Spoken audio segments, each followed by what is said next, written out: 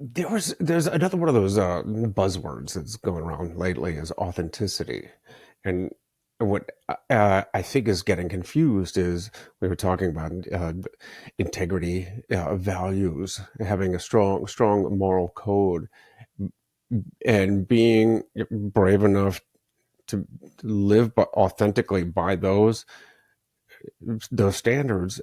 But nowadays, it's been inverted. It's being your true authentic self is being able to show more skin or say more foul language in public or be more outrageous. Actually, the opposite of having strong standards. So, how do we get back in touch with this masculine frame instead of competing with the clickbait out there, which is getting very loud. What's interesting is what you're describing is a societal frame that most people are conforming to. You're talking about a world where people have lost their sense of truth within themselves, so they fall for any distortion. The more that you have alignment with the divine, the more that you have truth inside of you that you are able to perceive because you live your life in integrity, you live your life in truth, the more that you can see what is the distortion. And again, that points to the masculine principle and masculine frame.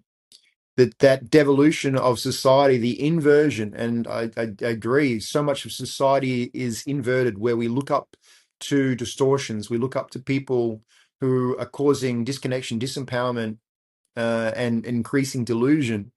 And the way home from this is coming back to this organic connection with self. To if the purpose of why we're on this planet is to know yourself, the more that you get entangled into outer world reflections, especially outer world reflections that are designed to distract you and to deviate you from your highest path in life, the more that society devolves, the more that there is a requirement for this masculine order to come back to the realization of self.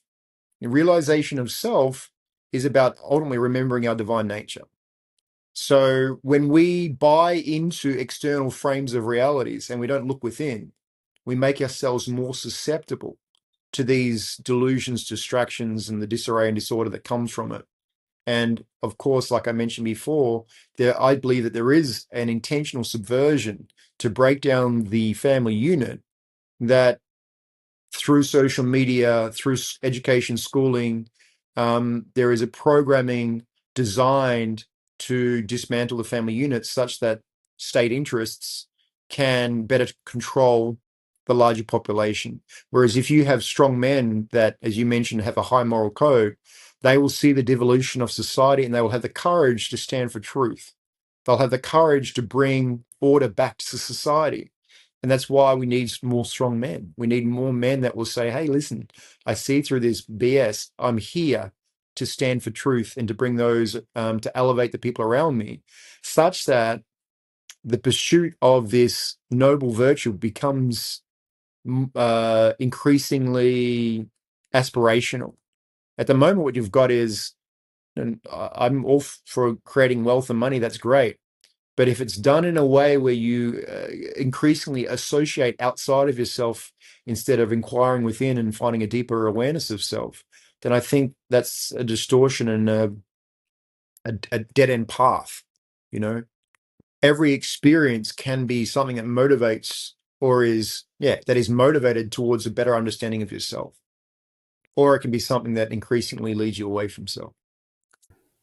One of the another contradictory force against men living their truly authentic, strong masculinity is the instead of being having that masculinity confused as toxic masculinity, being strong versus being toxic, and then on the flip side of that coin is this uh, toxic femininity or feminism that they can they don't need to partner with men, that they can do it all on their own, that uh, they have to be as masculine as they are feminine. Uh, whatever you notice about that, how do men react to that, or is this just something they have to live around, to deal with? Yeah, well, this points to the inversion and the intentional confusion of what genders are. A man's a man's, a woman's a woman. But now we have, dozens of different apparent genders. All that serves to do is create confusion. And the more confusion you have about polarity, about the clear line of polarity, the more that, as you mentioned, people can buy into distortion, um, and deviations from truth. So when you start to say, well, a man's not a man or a man can get pregnant, we're in a pretty obscene level of distortion. You know, Genetics, XY chromosomes, XX chromosomes tell us that there's a clear delineation, right?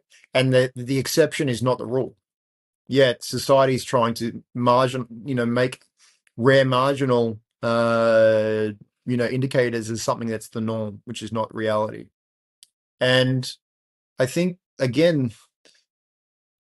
the way home is to make, and this is part of the reason why I do what I do, is to show that masculinity and femininity is something that's really beautiful.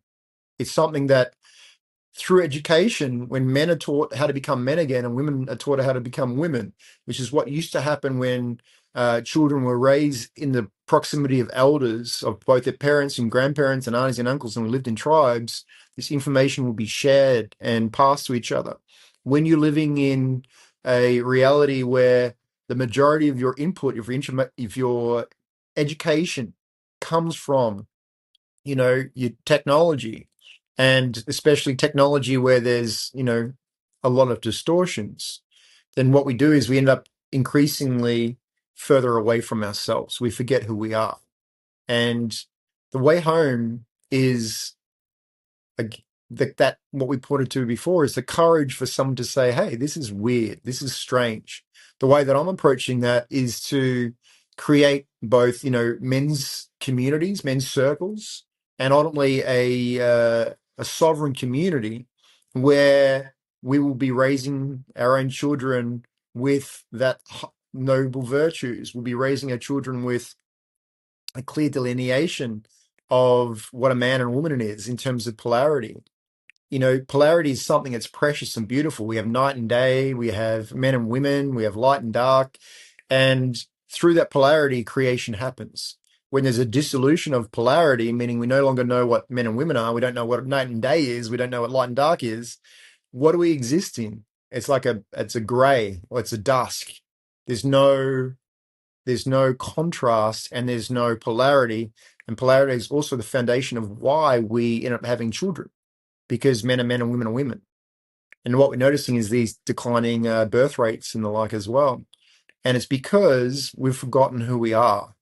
And so when you don't have a clear identity of self, you're very impressionable by the outer world reality and you succumb to it. And so part of strong leadership is not to have control over people, it's to lead people back to themselves, back to greater self-awareness, back to a deeper felt sense of truth.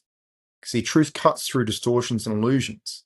So what I believe is it's actually we're in a spiritual war of one which leads people away from themselves through distortion and delusion, and one that brings people back to themselves. And I believe the way that you can best come back to self is to bring back the family unit, to raise kids in a healthy way again, as opposed to handing that over to social media or government interests or schools or educational systems that increasingly teach from inversion and distortion.